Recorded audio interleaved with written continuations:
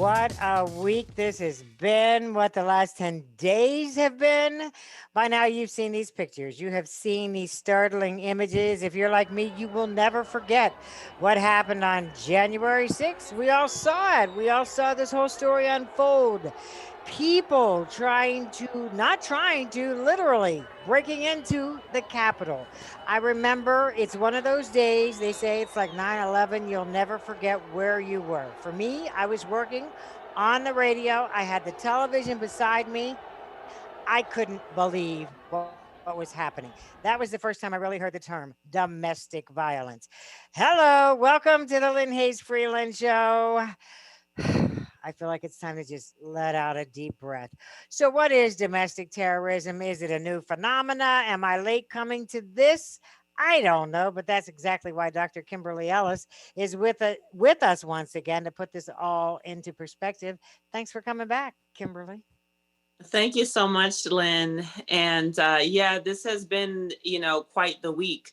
But I have to say, now, we haven't had a domestic terrorism incident in terms of storming the Capitol since 1812.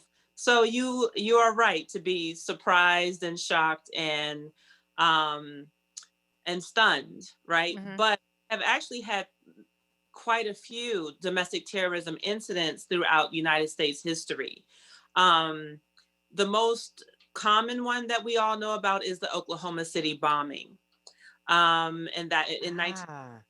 and that was with Timothy McVeigh. That Hmm. the thing part about that is when the bombing occurred, the FBI, the media, everybody focused, at least for the first, few moments, on looking for Muslim terrorists. They thought it was an international attack. Hmm. Hmm. Out that it was good old homegrown Timothy McVeigh, having been radicalized and inspired by the Turner Diaries, that book. And so we already have that, and there were so many people that died in Oklahoma City, and yet, as you know from our previous discussions, right, that's not the only domestic terrorism incident in Oklahoma. We had the Tulsa massacre of 1921. And it just seems as though Americans are just now learning about that because of Watchmen on HBO, and also because it was touched upon in Lovecraft Country. So Hmm. that, Hmm. the destruction of Black Wall Street has been a popular topic more so in artistic production and pop culture than in our actual American history books. So, interestingly enough, like when you talk about Timothy McVeigh and you talk about Oklahoma City, I mean, did we use that term a lot then? Like domestic terrorism, was that a term that we used a lot then? Yes, yes, it is. And yes, it has been. I just think that honestly, because of September 11th, we've had far more of our focus on international terrorism. Hmm. But you know what, Lynn Hayes Freeland, we have all taken a pledge, and especially those in the United States military, to guard against all enemies, both foreign and domestic. That is in the United States Constitution. That is in every single person's pledge to defend America. So it's very common. It's just that we don't expect, we don't want, and we're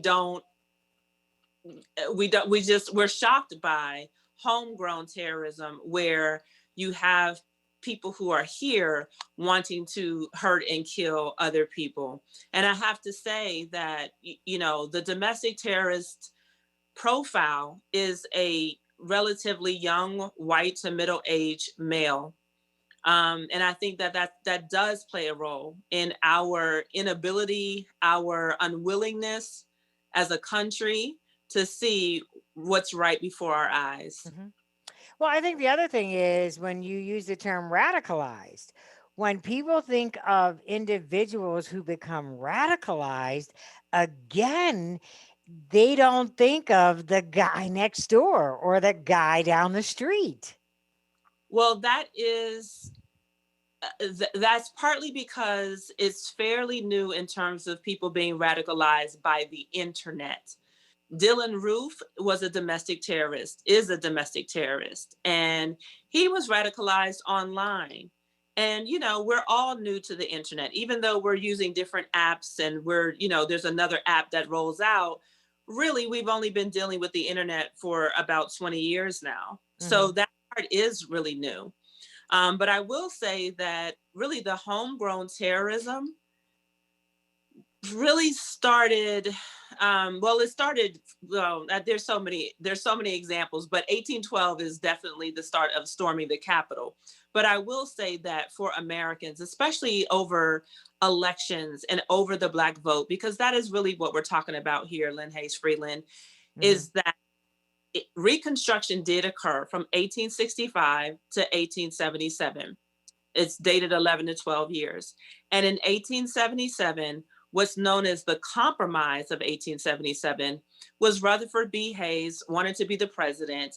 And the Southerners said, okay, you can be the president, but in order for you to be the president, we need for you to remove the federal troops from the South. And that was the compromise. And what that meant was open season on Black people. We were okay during Reconstruction. We elected, 4 senators, during Reconstruction. We elected our representatives in whole towns in places like Wilmington. That was after Reconstruction, but the response to Black empowerment and Black political representation has been violence. And I even recently learned, this is something that your audience will be really stunned by, but I always heard the Emmett Till story as having been in response to him whistling at a white woman. Right. I learned that the number one reason why Emmett Till was killed was because of Black voter participation in Mississippi. And so now here we are again in a contentious election. Black people came out in droves. Asian American and Pacific Islanders came out in droves. Latinos came out in droves. Even the Navajo Nation in Arizona. We all issued a rebuke of Donald Trump. And he cannot believe that our votes are actually being counted. And that's really the issue. And so you have, all of these whites who have been riled up by him, who were gathered up and encouraged to come to DC. And based on what I have read so far, there may be evidence that uh, Republican representatives actually paid for some of these people's flights, or contributed to a fund to actually pay for some of these people's flights. And so there weren't many, I don't know if I even saw any Black people there, but even if there were, the overwhelming majority of persons were definitely, white males, and they were fighting over the Black vote. I was I going to mean, say, hold that thought for just a second. We got to take a commercial break. A couple things I need to unpack there. We'll do that in just a minute when the Lynne Hayes Freeland Show continues. Don't go away.